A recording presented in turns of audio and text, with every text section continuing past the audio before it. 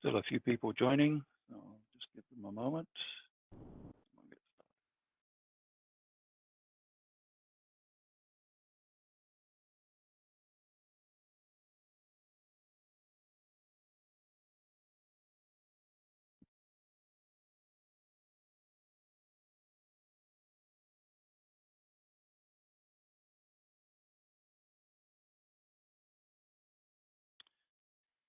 Okay, so I think we'll get started now. There's still a few people joining, but they can join. So I'd like to welcome everybody to this webinar, which is being presented jointly by Core AVI and PRESAGIS.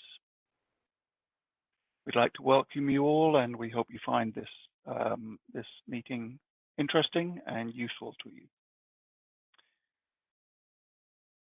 We're aiming to talk, or aiming to meet for about an hour, but we will be able to stay longer if you have questions that overrun time. Obviously, you're free to drop off whenever you want. We're going to keep questions and address them all at the end of the presentations. So we'd appreciate it if you'd submit any questions that you have using the chat window to enter those questions. You should see on your WebEx screen a logo that looks like that. That will open the chat window for you to put questions in. And when you leave the meeting at the end, there's a short survey, which we'd appreciate it if you'd complete. So without more ado, the companies that are talking to you today. So Core AVI is the world's leading supplier of real-time safety critical graphics and compute drivers, COTS hardware IP, and embedded graphics processors. Core AVI software has been deployed in over 130 programs in more than 20 countries, bringing 20 or more years of experience with safety criticality to the aerospace and defense industry. PRESAGIS is a technology innovator company and a leading provider of software development tools for HMI simulation and deployment. Since 1985, PRESAGIS has been supplying first-in-class cockpit display system software for both graphics development for ARINC 661 and certifying them under DO 178. Been doing that for about 15 years. We do welcome everybody. So to introduce what we're going to talk about, we're looking to talk to you about how to deliver complex graphics and enhance interaction in the cockpit. Our systems have become more and more complex. This is an important topic right now. So GPUs have been widely used for 20 or 30 years in order to accelerate the graphics display in cockpits, and prior to that on our desktops. We're all used to the vast increase in performance and capability of those tools. And most aircraft that are flying today have some form of graphics, those that have glass screens, of course. Some form of GPU is behind that. And those capabilities have been increasing with what we see, probably starting through the consumer market, as we've all become used to that. But recently, particularly in the military area, but also in the commercial space, there's been a prodigious increase in the amount of data that cockpit designers want to display to crews. Because it's become possible, they've figured out ways of processing data in order to make it more accessible to those crews. But that takes both processing power and increased real estate in the screen. There's also been developing new ways of interacting with cockpit systems. We're going to talk through this presentation, taking an example of hand gestures, where people basically wave their hands or form gestures in front of the screen, not actually touching it. Again, started in the consumer world, and it's moving into safety critical and mission critical systems. And there are other new techniques for interaction that are also becoming important. And because of their increased sophistication, those detecting those gestures or creating the following our eyes or watching our head movements, displaying the augmented vision that is becoming common in cockpits today. All of that requires more capability in the compute systems that are behind the glass that form that. So all of that is basically overwhelming the CPUs and GPUs that are available in cockpits today. But there's a new class of GPU that allows for general computing solutions to be deployed. So it's basically general purpose GPUs. It allows general purpose computing using the capabilities of a GPU.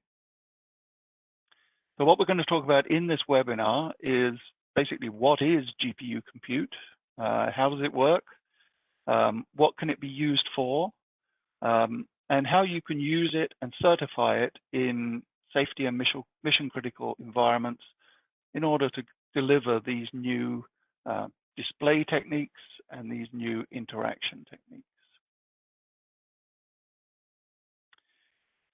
So the agenda that we have today is we're going to talk to you about a bit more about the recent evolution of HMIs and why this is changing.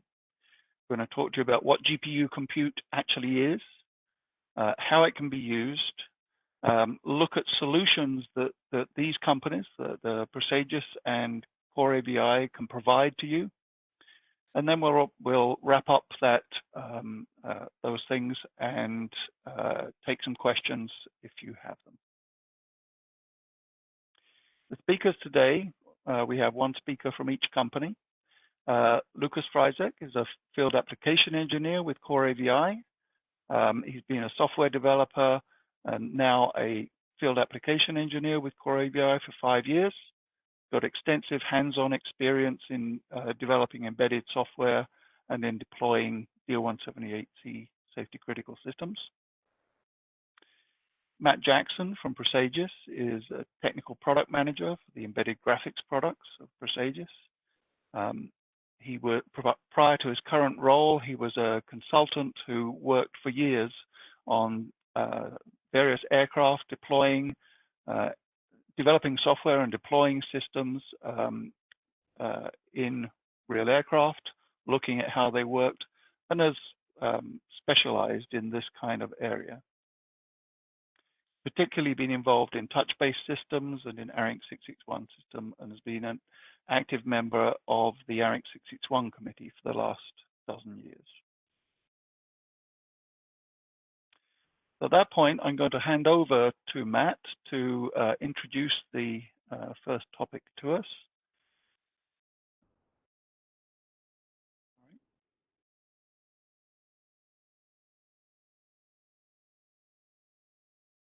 Thank you, Matt. For the introduction there, Paul. So I'm going to take us through, once I've got control of the screen, and just kind of step through some of the HMI, and we're going to look at how the HMI works and what's going on here and what its purpose is, because GPU compute we're going to be talking about, and we're going to use an example to show how we can utilize that with our HMI. But if we go back to the principles of what the HMI there is there for, and it's to present data for a task or role. The reason it exists is actually to do something. It's not there just for entertainment. So the role is there to present the information and allow you to interact with the systems to perform your task.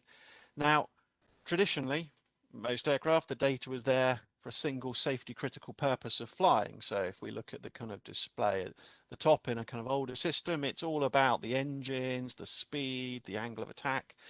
all the things that somebody needs to know to make sure that they can fly safely and there won't be a problem there.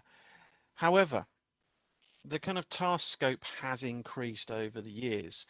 Technology's enabled a lot more possibilities.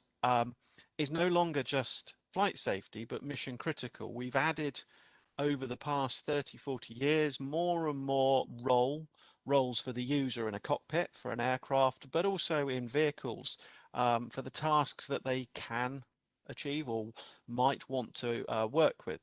So this task scope has increased because of technology enabling it. So what happens from that is effectively sensors have come along and we can do more. We've got more computing power, we've got more sensors, we can do more and show more.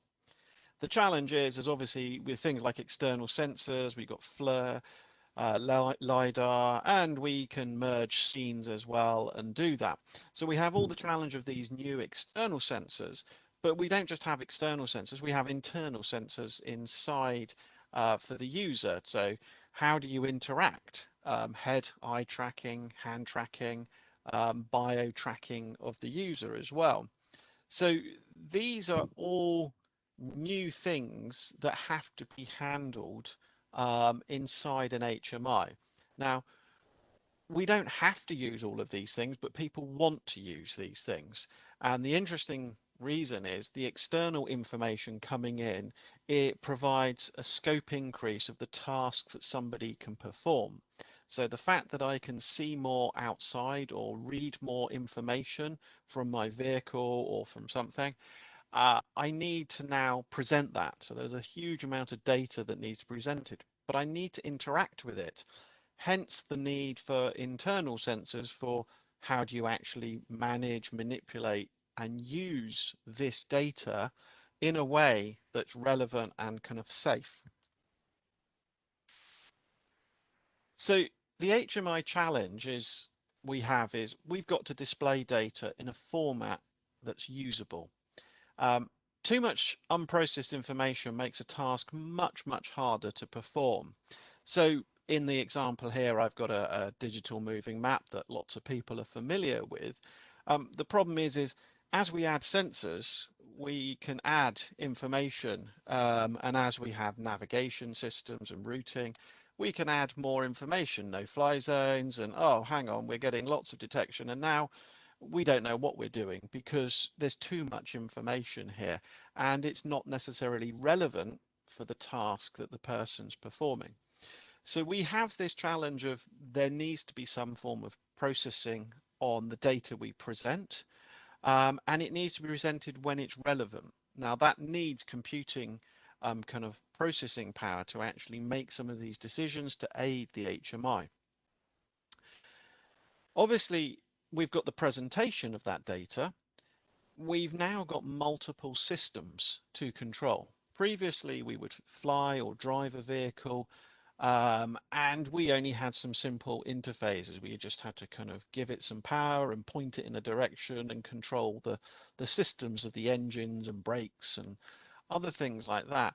Now we've got roles that are actually involving planning a mission, doing routing, looking at weather conditions, managing subsystems, controlling various components. So we have to look at what type of interactions in the HMI for all these systems require. They need to be intuitive. We don't want the user spending all the time thinking, what button do I press, or how do I grab that thing or change that system or control that system. And the thing is, for user input, intuitive actually can mean different things. So the example I've got here is a music mixing desk. If you look at it, it's got lots and lots of knobs and dials and sliders and various things like that. But actually, it's quite intuitive for somebody who's got training on there, and it reacts quickly for that task. However, if you want to send a text message or do something else, these sort of controls don't make sense. If you're wanting to kind of look at Facebook or other stuff, there isn't information, there's no way of typing, you haven't got that type of control, if you have to slide something to get a text character up like old navigation systems used to do for characters in cars, it's not necessarily the most intuitive way, and you spend a lot of time using the control rather than focusing on the task. Now, the response time has to be appropriate for the systems as well. So when you've got an input device with your HMI, the response from you doing something and something changing in the system, it has to be aligned. For some systems, the timing doesn't matter as much, but for other things, you need to see rapid responses, you need to see that interaction within an amount of time. Now, interestingly, with input devices, consumer devices are starting to heavily influence what is intuitive.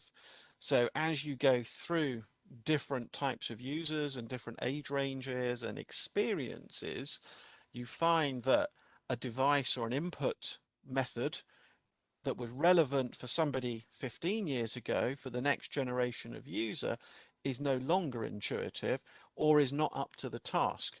The great example of this is touchscreens. Give a touchscreen to a small child, they can grab it, use it, and a teenager is glued to their phone, and they can actually interact swiping and pinching, and it's intuitive. Put them in front of a keyboard and a computer from the 1980s, and they don't know what to do because you've got to remember keyboard combinations or you've got to remember instructions to type. So these things are having an impact on what's acceptable and what's intuitive, along with how do you manipulate this information.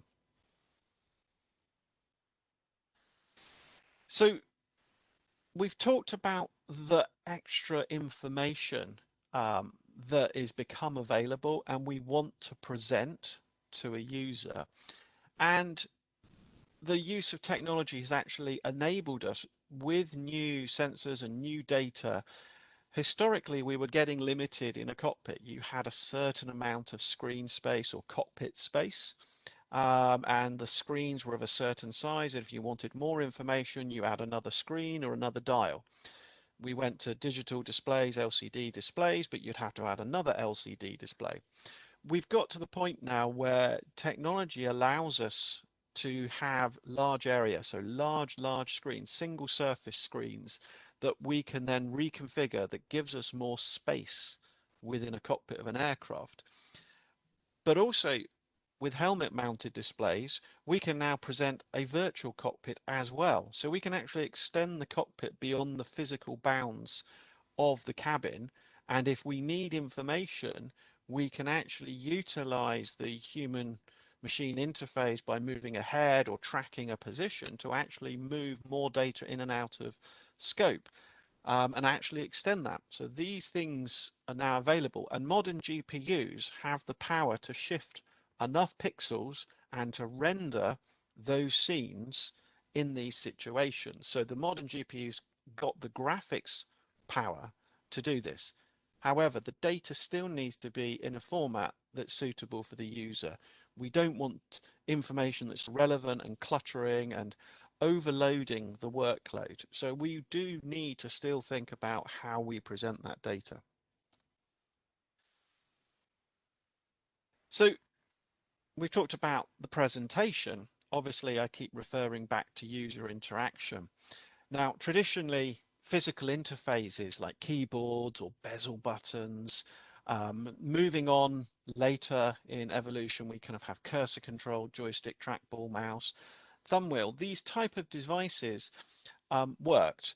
However, kind of moving to a larger amount of information and a larger amount of systems, adding another keyboard for a subsystem doesn't particularly work well. We have to think of other ways of interacting because we can't have a single keyboard for every subsystem. We may have to have one that we share. We may need ways of interacting with multiple systems with a single keyboard. A menu with a mouse or a pointer is great, but again, we've now increased the screen space. So moving my cursor across a screen, historically, if I had a 640 by 480 screen, that doesn't take very much effort to move a cursor and move that around. If I increase that and my screen is now 4000 by kind of 2000, and my actual space is no longer something like 7 inches, 8 inches, and I'm talking about a screen now. We've got 25 inches, 40 inches as a single surface with a wide area display, to a helmet where we've actually got a virtualized screen space where we can actually be moving almost 180 degrees of vision. That's a lot of movement for a cursor. So we need to kind of think of other interaction methods. So things have come along. Touchscreens have become kind of more widely used and more widely accepted because the speed of a person putting their finger where they want to actually interact and not have to drag a mouse cursor has actually helped. The ability to kind of do a gesture manipulation on a screen with a touch is great. But we're now seeing other types of interaction methods that are, do we look at hand gestures? Do we have the head tracking, moving information or controlling what you interact with? Now, these interaction methods lead to kind of some more HMI challenges. So the big thing that happens within an HMI is we've got input and there's a kind of a flow. Somebody does something with a keyboard, mouse, or a tracking system, and the software has to do something with it, make a decision, and then eventually we have a loop that comes back and it gets presented to the user, be it via the display, helmet, a haptic, or audio. But there's a process in there, and there will be a delay from you doing something and actually seeing or getting a response to the user. So in a traditional system, where we had physical devices like keyboards or buttons or even cursors with mice or trackballs, typically if you're using a system like that with a button, so a discrete input, you're looking to try and ensure that the user sees a response within 180 milliseconds. Anything beyond that is typically kind of assumed as the system's not responding. The user starts kind of bashing away at it going, hey, this doesn't work. So this is a kind of common thing that we're always trying to get below 180 milliseconds, but this is a discrete action. So press a button, press a menu on the screen, you expect to see something occur. With newer interaction methods inside an HMI, we have some interesting changes here because actually we've got a continuous input stream. So touch, head movement, hand movement, you need to have some form of feedback loop for the user to know where they're interacting. So it's a bit like a cursor, but actually you're doing a lot more work in between. Now, 13 milliseconds, if we look in kind of statistics that have been taken by people, is kind of the lowest perceptible speed that a human can see for a visual stimulus. It kind of anything below that, people don't notice at all. At 50 milliseconds, kind of that delay in presentation is acceptable. Once we get beyond 75 milliseconds of you moving something and not seeing something in response, users start to anticipate this data, anticipate where things are, and it actually increases the workload on the user. So instead of helping, you're actually increasing their workload because they're thinking and they're guessing where something might be. And typically 300 milliseconds latency is just beyond limits. It's just people give up and it's just unusable in many circumstances. So what does that mean for us? So moving through the next kind of part of this presentation, we're actually going to take an example of trying to do hand gestures. And why is it important? Because actually hand gestures is one of the newer methods that allows natural interaction with a system. Like touch, we can quickly move a hand or we can do a motion or something to control a system or control many items of a subsystem. And it gives an intuitive way, a natural way that people can interact, especially if you're looking at helmet mounted systems. How do you interact with that? You're looking for this kind of feedback and hand movements. You don't have necessarily the same sort of controls. Now, hand gestures exhibit similar issues to kind of online gaming and video gaming. And actually, some of those numbers in the previous slide come from gaming, but also from HMI studies. And they actually correlate, kind of like delays on people doing online gaming, they give up and they find that they're not working. But the same with, it's the same process of actually you do an action, you expect to see a response. And it has the same issue. If I wave my hand and I've got a helmet, I need to see that hand relatively quickly on the screen. Otherwise, I start predicting where my hand is. And if I move my hand around slowly, that's great in the lab. But realistically, when you're moving, driving, flying, that's not the case. Your hands are going to move around, not in kind of very discrete steps and very controlled manners, because other things are going to go on. You need to make sure that your positioning of your hand and the actual feedback loop to you as a user is quick. So we want to make sure that if we're showing a representation of a hand or something else that we're tracking, we want to make sure that kind of latent, anything above 75 milliseconds is avoided. So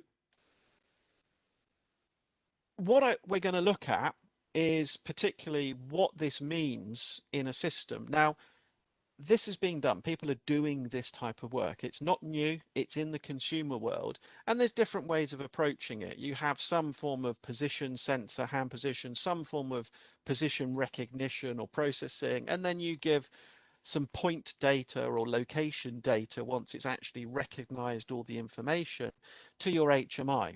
Now, this could be over a network interface or some other thing that's doing it if it's two discrete systems, or if you're using a single processing unit, it could be a sensor that's connected to an HMI platform with some code running in there for the hand position processing.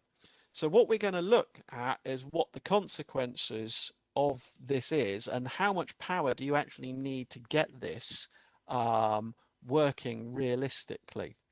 And at that point, what I'm going to do is hand over to Lucas to look at what this actually means.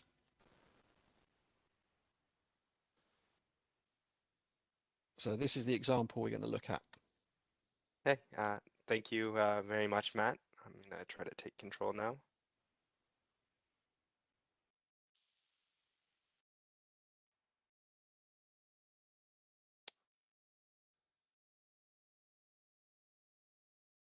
Doesn't look like it's letting me take control. Oh, okay.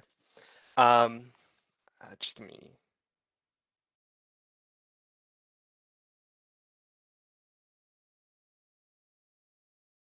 Paul, can you hand me the control? It doesn't appear that I actually have it. You should have it now. Sorry about that. Okay, yeah, I just had the prompt. Sorry about that. I should now be able to control it. Thank you very much, Matt, and thank you for handing it over like so smoothly, Paul. So like Matt had just said, I'm gonna go into an example of how hand tracking can work, how we can take advantage of known algorithms to perform hand tracking and why it is more complicated than you might think it is, and how computationally expensive it is. So I'm going to describe a pretty generic algorithm for hand tracking that relies on a pixel array based data that you might get from a CMOS sensor. And the idea behind this algorithm is we're going to pre-process the pixel data, remove as much information that's unnecessary.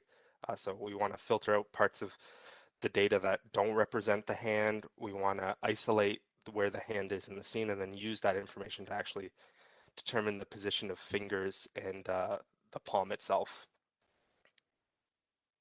A little bit of background about that to kind of illustrate how a lot of this is going to work is that a CMOS sensor will typically give you data in the form of numbers that represent some kind of image coming from the sensor. And so these numbers typically represent the brightness of pixel values, where 0 represents no brightness at all, and the max value, which is typically 255, it represents the maximum brightness. So you have a range from black to white. With color images, it works the same way, but I'm just going to focus on a black and white image right now to simplify things and make it easy to explain for the presentation. So in our pre-processing steps, one of the first things we'll want to do to filter our image is determine where skin is in the image. So most people's hands are covered in skin, and that's a pretty good place to start to determine where the hand is in the sensor data. And so a simple algorithm to determine this is to take the darkest skin color in the image and the lightest skin color in the image and use a filter to find every value that is in between these two ranges, so the darkest skin color and the lightest skin color. And this uses about 2 floating point operations per pixel. And we're going to keep a running tally as we go through to find out how much computation are we doing per pixel to find the result that we want. So to really illustrate why this is 2 floating point operations per pixel, this is all we're doing. For every pixel, we're comparing it against the minimum value, and then we're also comparing against the maximum value. So we're doing 2 comparisons, which results in 2 different floating point operations. The next thing we'll want to do is remove any noise in the image. So our filter before was only looking for stuff that had the color of skin. In an image, there might be more data that fits that filter that does not represent our hand, but it'll be scattered throughout the image and not in a big area like the hand is. So an easy way to do that is just to run a noise filter over our image. And a simple noise filter would be a noise median filter, where the idea behind it is we're looking at a pixel, we take a wider glance looking at the pixels around that one and average the value and then store that result. So the example here, we're going to take a 3 by 3 pixel area, average it, and then use that as our final result. And this results in about 9 floating point operations per pixel. The reason it's 9 floating point operations per pixel is the fact that we're doing 8 additions in 1 division. So here we can see an example of how that math is actually working out. So we have a 3 by 3 area of pixels. We're going to add up all the individual pixels in that area and then divide the result by 9, which is the number of pixels in that block. So 8 additions, 1 division is 9 different floating point operations. One of the last big steps for the pre-processing is going to be determining the outline of the hand.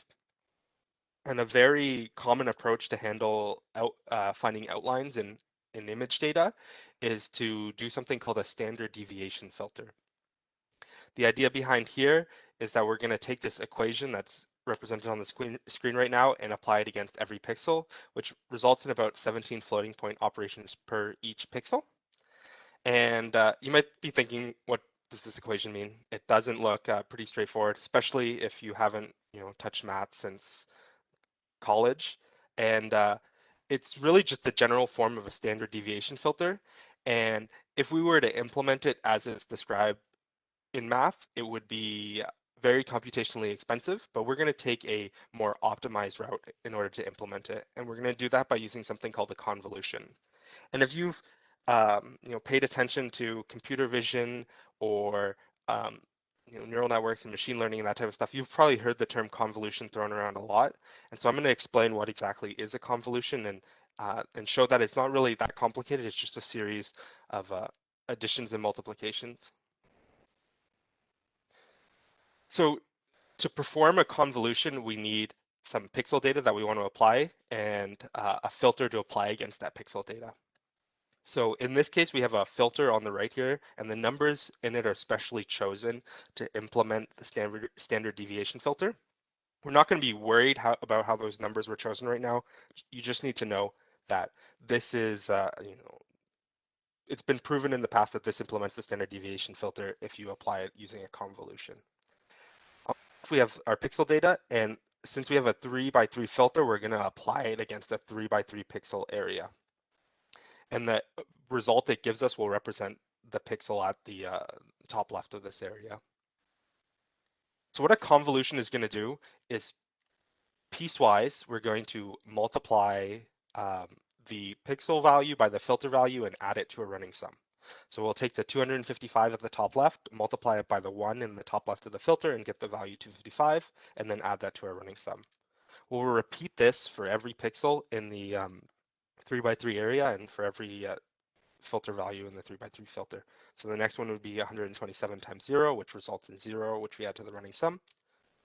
Then we do 255 times 1, which is equal to 255, and then we add that to the running sum. And we repeat this for every value until we have a completed running sum. We'll just keep going.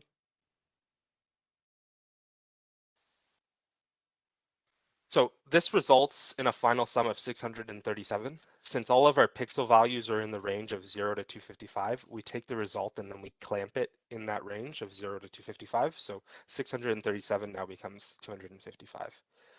So we're repeating this exact same process for every pixel, where we're doing 9 multiplications and 8 additions, which is 17 floating point operations for every pixel in the image.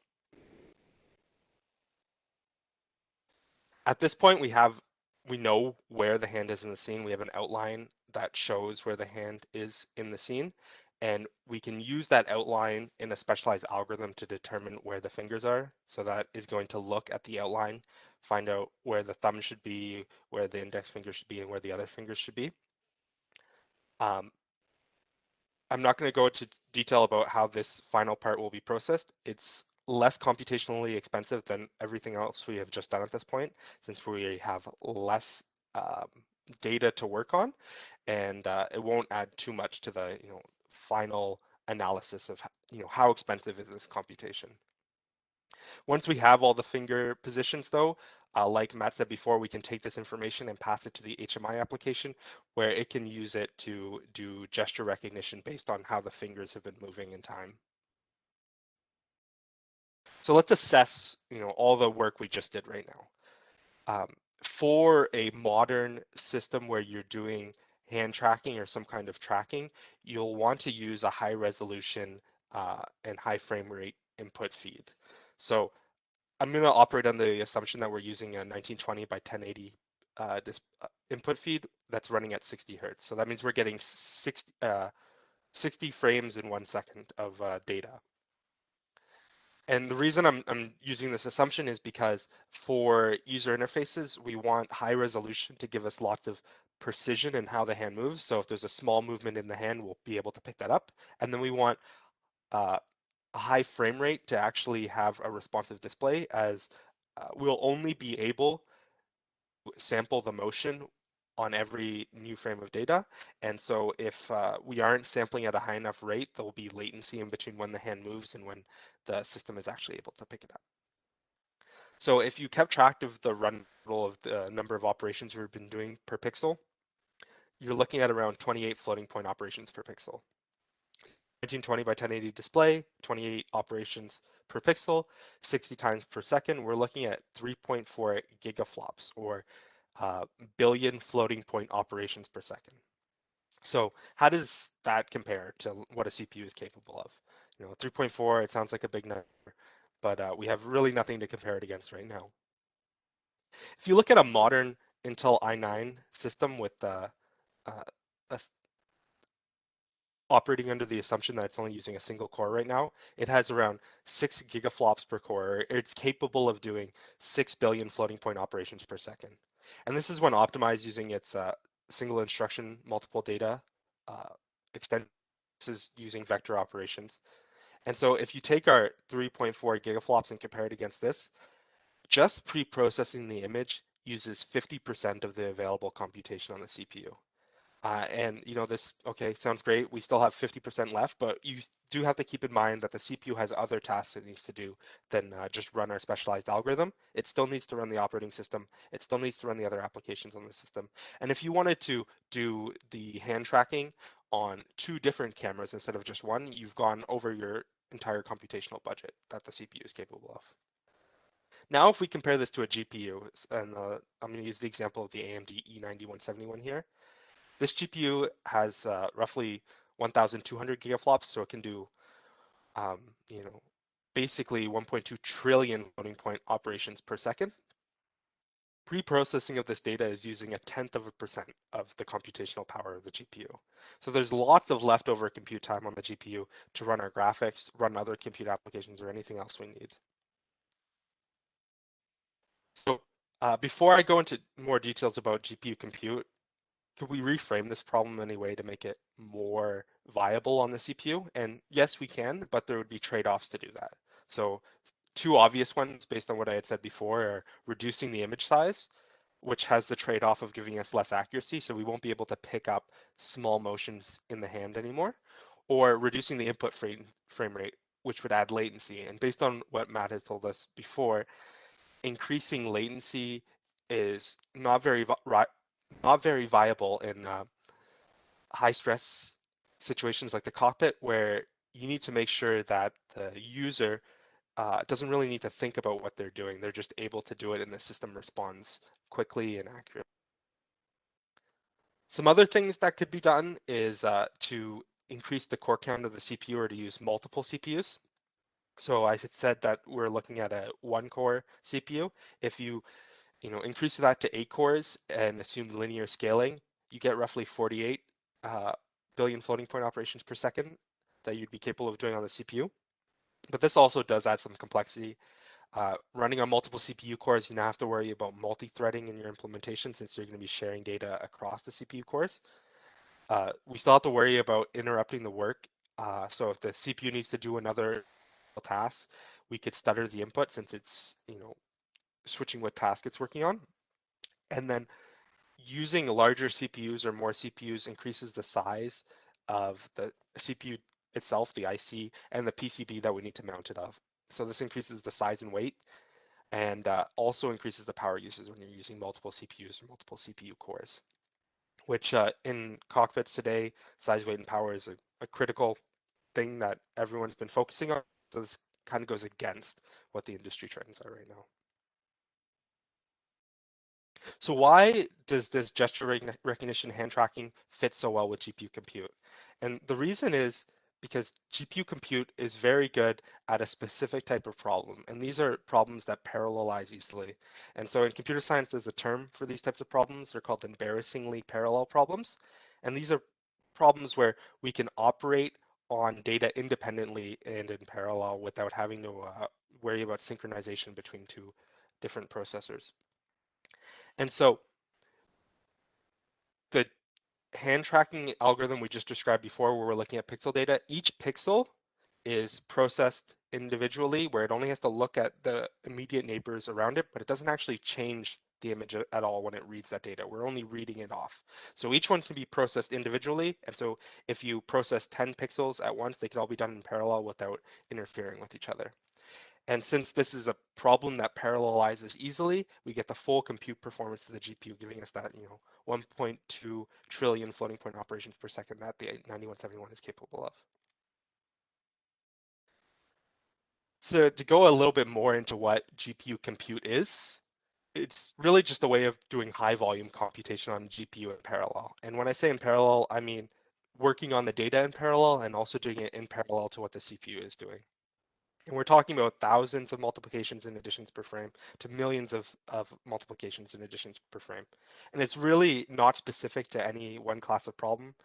The real idea here is that we're using the GPU as a general purpose math accelerator for whatever kind of computation we need to do. So modern GPUs follow kind of a similar architecture where they have hundreds to thousands of vector processing organized into different cores. And on the right, I have an example of this. So you'll have one core that'll have some number of vector processing units in it. And typically these units are used in graphics to process vertices or pixels in parallel. But we can also repurpose them to do any kind of general purpose computation on a modern GPU. And really the idea here is that each core is going to be running an identical program, and the vector processing units in that core are going to operate on a common array with different offsets into that array. So you'll have one core running an identical program where the first vector processing unit is going to operate on the first set of data, the second one on the second set, and onwards. And this array of data in a graphics context would be vertex or pixel data, but in a general purpose GPU compute application, it would be anything that we can represent as an array of data. So this could be a digital signal. It could also be image data that we want to process in a non-graphics way. But again, it can be anything. The GPU doesn't care what it's processing as long as it's represented in a way that it's accessible to the GPU. So some use cases of GPU compute to kind of illustrate how it's currently used in the market today, or just in general today, not necessarily in this market, but future use cases of it. So a very common use case of GPU compute is for object detection using state-of-the-art neural networks, specifically convolutional neural networks. And the way that these are implemented is no different than the algorithm I described before, except that the volume of computation just increases significantly. So you're still processing things on a per pixel basis, but instead of running simple filters on them, you're now backing each pixels with layers and layers of a neural network where they're doing multiplications and additions to implement some kind of machine learning algorithm. And it just ends up being thousands to millions of filtering operations that result in millions of computations per frame.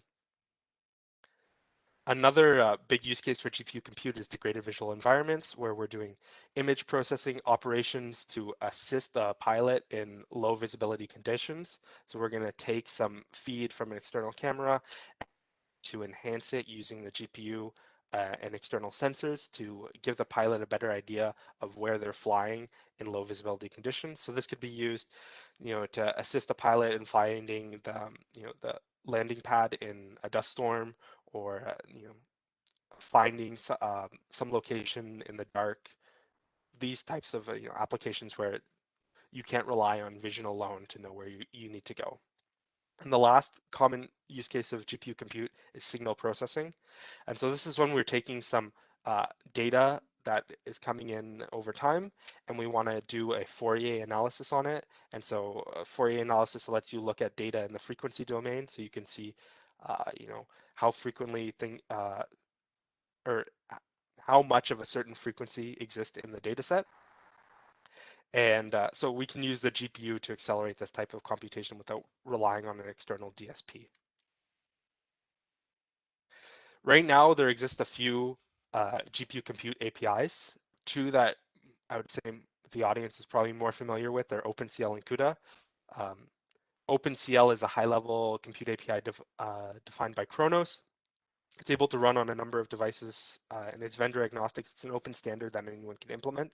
But a real downfall of OpenCL, or two real downfalls of OpenCL, is that one, it doesn't have support for graphics. There's not an easy way to connect it to OpenGL or any other kind of graphics API to draw. It requires multiple copies, and it's not very friendly to the user.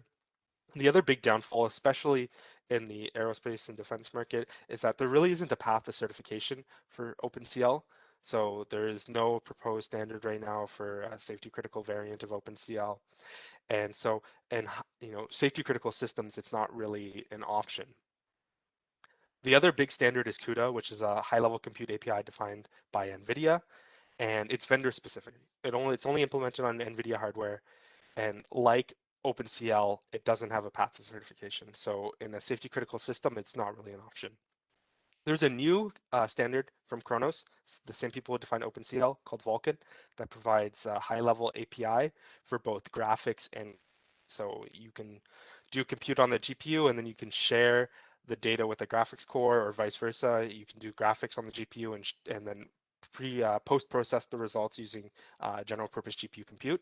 And it's like OpenCL, it's vendor agnostic. It's an open standard. It can run on CPUs, GPUs, FPGAs, whatever devices want to implement the standard. And there's actually a path to certification for it. So there is a standard being defined for Vulkan safety critical, just like the OpenGL safety critical standards. And CoreVI actually chairs the safety critical working group for Vulkan, and the current Vulkan safety critical standard is actually based on our original proposal. And another big point about Vulkan is that to be conformant to Vulkan, you actually have to implement support for GPU compute or compute pipelines. So GPU compute is always an option when you have access to a Vulkan driver. The last thing I'm going to talk about right now for GPU compute before I hand it back to Matt is the safety critical concerns about GPU compute. And like when you develop software running on a CPU, there are concerns about developing software on a GPU. And so you have to be worried about things like the worst case execution time of your code that runs on the GPU to make sure it doesn't interfere with other software running on the GPU. And also you have to be able to do code coverage analysis to make sure that the code that you write to run on the GPU actually implements what the source code says. On the CPU, it's a very evolved ecosystem. There's tools that exist for multiple vendors to assist developers in doing this kind of analysis on their programs. On the GPU, these same tools don't exist today. The ecosystem isn't as evolved. Safety critical GPU compute is relatively new in the safety critical market. And so a lot of this analysis currently needs to be done by hand. One thing I'll take note here, and I'll go into it towards the end of the presentation, is that Core AVI does provide a number of GPU compute libraries that actually implement the shaders ourselves. So we worry about worst case execution time and code coverage analysis and that type of thing, so that our customers don't have to. That being said, I will hand it back now to Matt to wrap up the HMI compute usage. So Matt, I'm going to give you control of the screen. I'm afraid we're running over time a little bit, so you'll have to speak quickly, Matt. Okay, I'll see what I can do. Can't find me. There you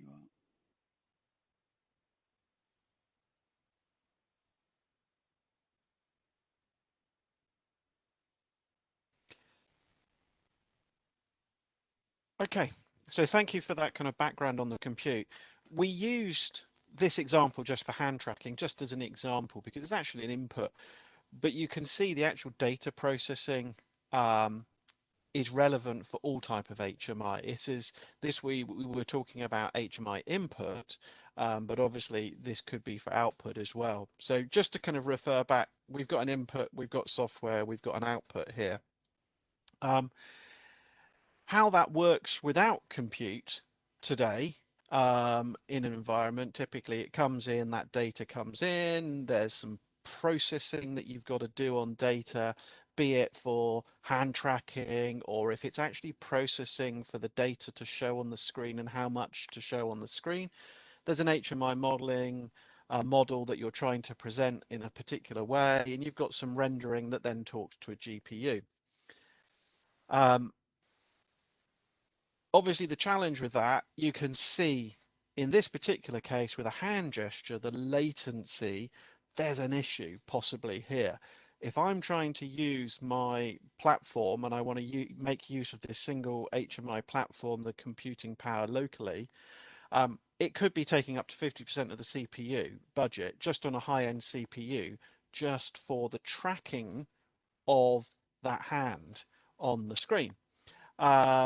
And obviously the computations, it could mean that that is kind of between 32 and 48 milliseconds, not even considering the kind of gesture recognition that we may want to do. So kind of grabbing and pinching and doing the recognition of a pattern or things like that. We haven't even considered that. We're just looking at the hand tracking as a data stream of X, Y effectively in this particular case.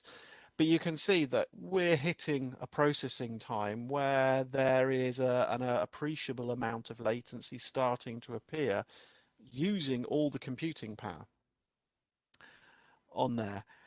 With a compute solution, you've still got data coming in. It still has to get in. But the interesting thing is the HMI data processing. So if it's for an input, or if it's actually for a data set that we're trying to present on the screen, we can offload a lot of this processing to the GPU. Now, one of the interesting things, and I think Lucas touched on it very quickly there, is with Vulkan, we can actually share data within the GPU. So we don't actually have to get the data back out of the GPU necessarily. For the hand gesture, we'd want to do that for some of the ways that we recognize patterns and interact with objects. But for some situations, we can actually use the data processing on the GPU, and because the HMI drawing, the actual physical, where do I want things on the screen, has to go through the GPU, we can access that directly, data directly on GPU. We don't have to come back out to CPU, operating system. We can actually have an array of data points ready for the HMI rendering pipeline to access in the GPU. That improves the whole throughput. So we can do some very complex things, and accelerate that all through doing data processing and manipulation in the GPU, but also using that same GPU to be rendering that scene. So for an HMI, this really helps. So in this particular case, it's possible to be down at 16 milliseconds. It could be that we could do a whole frame, have the data ready, and do something. So we've got a much lower response time before we see something on the screen compared to just using the horsepower of the CPU, which means drawing complex things, the latency's improved. Now, 48 milliseconds it's still acceptable, but you haven't got much headroom left. You haven't considered all the other tasks your CPU is doing. You probably want it performing other tasks at the same time. So you want to relieve it of some of those tasks. And if we can offload a whole load of this computation into the GPU, it gives it more time to do other tasks in the system. So how does that work? So we've talked about this particular example, which was a hand gesture, but HMI PRESAGIS have an HMI development framework. So we can actually develop an HMI model, generate code from it, and that HMI code goes through a runtime, and then we use what is known as a platform abstraction layer to hide ourselves away from the very low level details of the CPU and GPU. But we've historically always had the ability in our models to interface bespoke or specialist components. So we've done for years things like digital map interfaces so that the actual model stays the same, but you can actually have a platform specific in the abstraction layer of the map object rendering tree or anything specialist or external.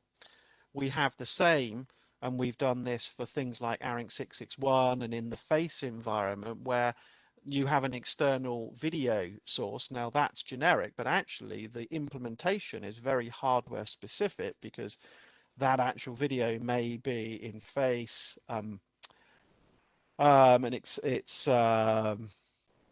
forgotten the terminology in OpenGL, but effectively it's a buffer that you're using, a compositor, but it might be a video stream coming over a network card. It may be something else. So we've allowed people to design this, and we've had in mind that we need to be able to have access and encapsulate this in such a way that we can take advantage of new technology, new APIs, new systems and subsystems.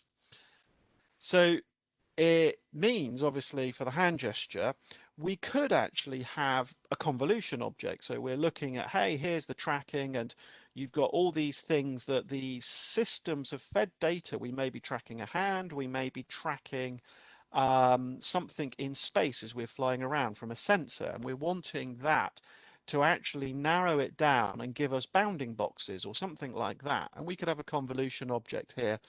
And that code we could have executing on the CPU. Now, obviously, we would go, well, that takes a lot of power and things like that. But if we want, we can actually keep our model the same and say, well, actually, we'll have a specialist Vulkan piece of code that's running our algorithm in there. And instead of running it on the CPU, we can run that execution code on the GPU and take advantage of that. So it's one of the things we've thought about in the PRESAGIS HMI development frameworks of how can we take advantage of new APIs, new technology, and where we can offload tasks as well. So Lucas is going to talk a little bit about what Core AVI offers in terms of a compute platform. You've seen how I've just gone very quickly how some of our HMI framework can take advantage of that, but there's a reason why we can do that. We've thought about how do we encapsulate and support new standards and new approaches. We've been doing HMI development tools for over 35 years. In fact, we started off with avionics HMI engineers who built the tool at the beginning, and we've had to support huge amounts of technology change. So we've worked with vector, stroke-based displays, pixel-based displays, and then as APIs like OpenGL became available, or OpenGL SC2 with shaders, and now Vulkan, we've hooked onto that. We've also hooked onto things like recently we added components for gesture recognition for touchscreens, which are operating system agnostic. Now, in the commercial world, these things are all built into your operating system, Android or Windows or Apple iOS. We actually had to do that work and work out how we get that input and process it as part of an HMI. So we're used to adopting new technologies and things. And one of the reasons why we're familiar with that is kind of working with standards. Um, we've had a long time working in the ARINC 661 world. So we were actually involved in the ARINC 661 world, and some of my colleagues started working on that standard back in 2003. So we've seen the evolution, we've supported it, we've understood, we've submitted new ideas or spotted issues, or as we've implemented things, we've fed it back because we think it's important that industry we kind of contribute back to that. We've also been part of FACE, which obviously in North America is very important. And inside there, we've actually been part of the graphics subcommittee since 2011. So again, part of it being involved, understanding the day-to-day problems of building HMIs, integrating the systems and things.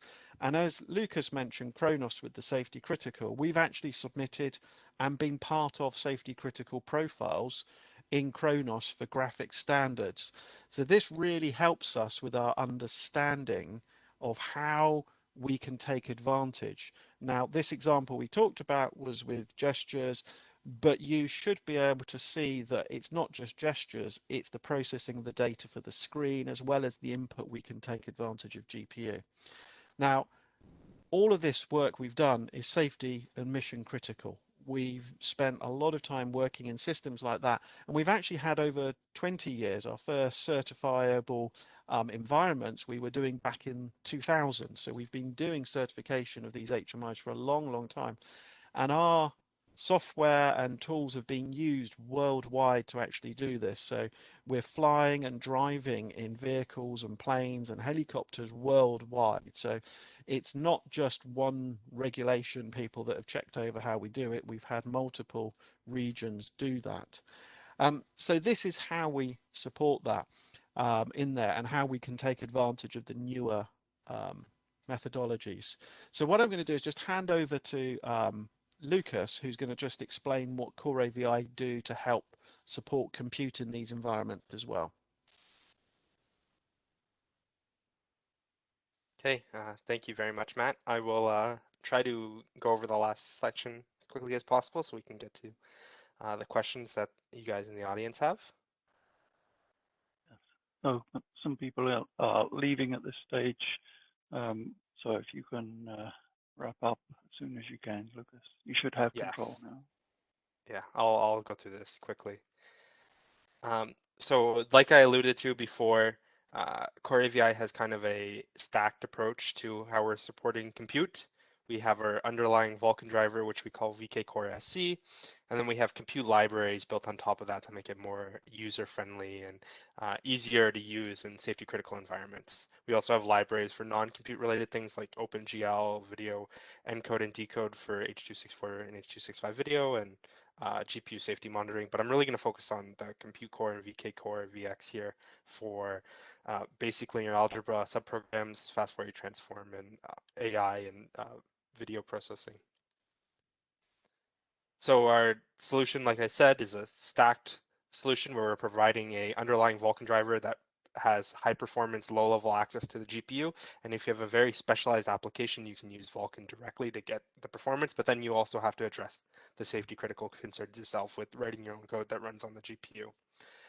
We have our user-friendly libraries like Compute Core and VK Core VX, where we're providing open standard approach to implement higher level functionality where we're dealing with the hard parts of GPU compute. We're implementing the shaders, we're making sure the shaders are certifiable, and we're providing all that evidence to you guys.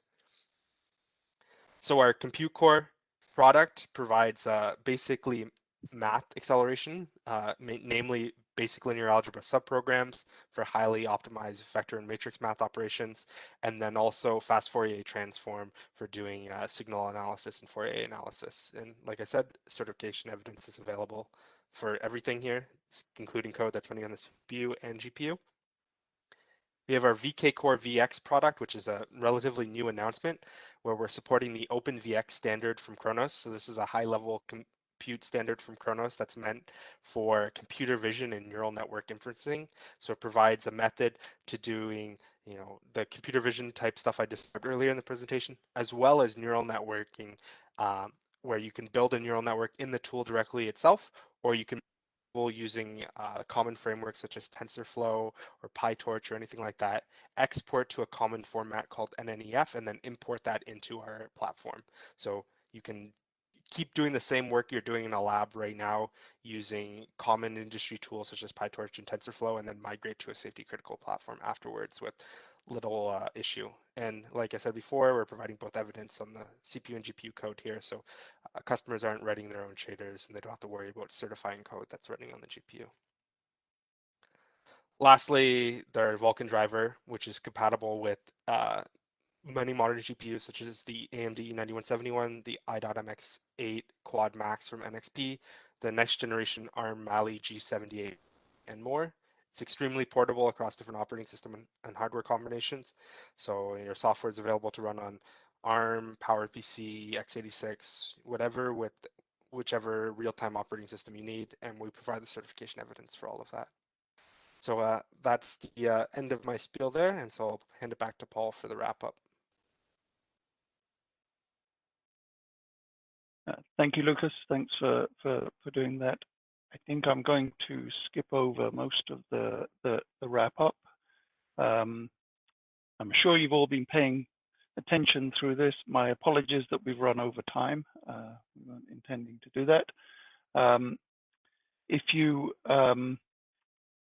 would like to get a copy of this presentation so that you can study it in more detail, then please just drop an email to egmarketing@presagis.com, and we will send out a copy of the presentation to you. We do have some questions that have been submitted through the chat window. If anyone has anything else, then please send those in now. As I mentioned before, when you exit the presentation, please do complete the survey when you leave. So now, we've got a few questions here. I have mentioned, somebody asked whether the presentation is available. It is. You have the email address on screen. Please drop us an email at that address. Matt, this question is for you. The latency values that you mentioned in this presentation, they're based on some kind of human forces standards. Can you comment quickly about that? Yeah, these are so some of the numbers there. So the 180 milliseconds is kind of from general human factors. If you look in the ARINC 661 standard, it talks about anything beyond 180 millisecond latency. For some of the more newer side, these are based on research, so they're not standards. They're studies that have been performed and kind of available. And I've collected some of these numbers together. They're actually some from gaming, where people have analyzed that. Some of it is literally from studies where they're looking at human interaction with this. But these are not standards. It's kind of more research and advice of what they've seen and recorded. So it's not saying this is a must, you must conform to 75 milliseconds or things like that. A lot of this is still system decision and based on your needs there. Thank you. Lucas, this one's for you. How does computational power translate to power dissipation in the GPU? And can the GPU be throttled in order to reduce power consumption? Thank you for the question, Paul. So the more work you have the GPU do, obviously it's going to generate it's going to consume more power and generate more heat. So those cores I described before, they're essentially always operating. So if you're not taking advantage of them, you're wasting power. But for cases where you don't need the full power of the GPU, all the modern GPUs we support have the ability to clock down and use fixed clock settings, so you can reduce the power usage of them by underclocking them and having them run at lower speeds or disabling certain parts of the hardware. Okay, thank you. Another one for you, Lucas. Is there an anticipated timeline for Kronos to adopt a safety critical version of Vulkan? So there isn't a timeline right now. I believe one of the big current questions about the Vulkan safety critical standard is having multiple implementations. So currently CoreAVI is the only company that has a fitting Vulkan safety critical driver. And Kronos is waiting for either a competitor to implement a similar API or to have a reference implementation made. Okay. This is a question for both of you. Is a single camera is it good enough or reliable enough to be used safely in a cockpit? Is a single camera reliable enough for detection in order to be used in the cockpit? I think it's a question that can go towards both Matt and myself. That's From right. CoreAVI's perspective, I don't think a single camera would be sufficient. You would want multiple cameras or sensors to give a more reliability to the data that you're obtaining. Relying on a single sensor would be dangerous. If there's some kind of error with that sensor or some kind of fault, then you've entirely lost that system. So I'm going to concur with Lucas on that one. Is typically we're looking for some form of redundancy. If this is the only means of control of your HMI, it would cause a problem and degraded performance of your HMI, which could cause a safety problem. However, if this is not the primary one interface, it's just a kind of a useful thing that aids productivity and doesn't affect the safety case, there may be a reason why you don't, but typically you would look for more than one. You also would want possibly more than one as well if you're looking, in our example, we're talking about a position in 2D space. If we were looking at 3D and actually motions forwards and backwards, we'd probably want some form of stereoscopic anyway on there.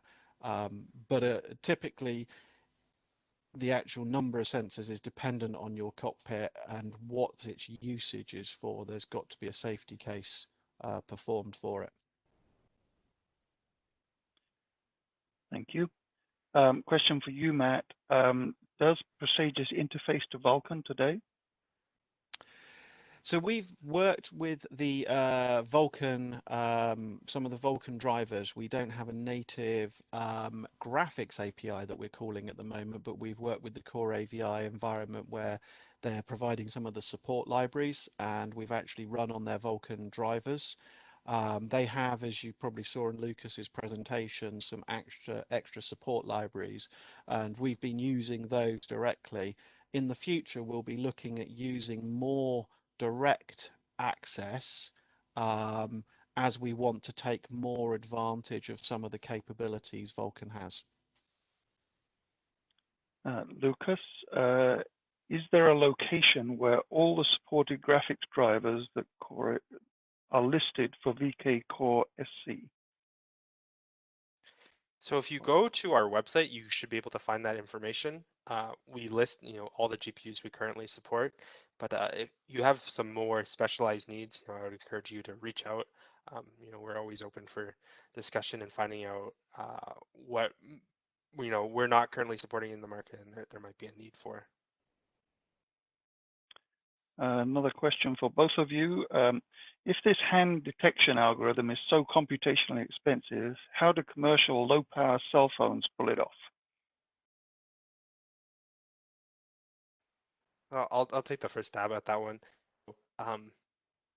Earlier in my presentation, I talked about ways that you could reduce the computational expensiveness of the algorithm, and ways to do that was to reduce, the resolution of the image and the frame rate of it. On a commercial camera, you're typically getting input at 20 to 30 frames per second, so it's a lot more latency. It's not being used for a high reliability system, and more complicated setups right now already take advantage of GPU compute on commercial drivers, which has been exposed for a number of years. So this is kind of applying that same technology we see in the commercial space and allowing it to be used in safety critical environments with a safety critical implementation that meets all the requirements for safety critical software. Matt, do you want to say anything about that? No, I think Lucas has covered it. I think there is a big difference on commercial handsets for cell phones and things like that. They are taking advantage of the GPU computes. They are already doing this. They have very, very good compute processing in there and very optimized. And the way they're doing the sensor is actually a lot lower level of kind of data, but it works for that type of environment. Okay. So the last question that I have at the moment, this is for Lucas. If you have a GPU that's doing compute and it's rendering graphics, do the two compete with one another, or how do they work together at the same time? So this is a question that really depends on which GPU you're talking about. So some of the more modern GPUs have concurrent compute or concurrent pipelines, and so some of those pipelines might support graphics, some of them might support compute, some of them might support both, and these would be like the command buffers that the GPU internally has. And so if you're running on a GPU that has that kind of support, they would be running in parallel, processing commands in parallel, and then dividing it up against the internal hardware in the GPU. If your GPU doesn't expose this kind of, or does not have this kind of functionality, it would be the same as running multiple applications where you submit a command stream, the GPU will operate on that command stream and then move to the next one. So you'd have to, batch when you're sending instructions to the GPU, which APIs like Vulkan give you much finer control of when commands actually get sent to the GPU and allow you to really coordinate access between multiple applications. All right, thank you very much. At that stage, I'd like to thank both speakers for interesting presentations. I'd like to thank everybody who's attended, and especially those who stayed into our overtime period. I'm sorry we've gone 20 minutes past the hour. If you want to get a copy of the presentation, please email the email address on the screen. If you want to talk to anybody, you can also contact us at that email address, and we'll pass it on either to PRESAGIS or Core AVI, whoever is relevant to that. Otherwise, thank you very much. Thanks for attending.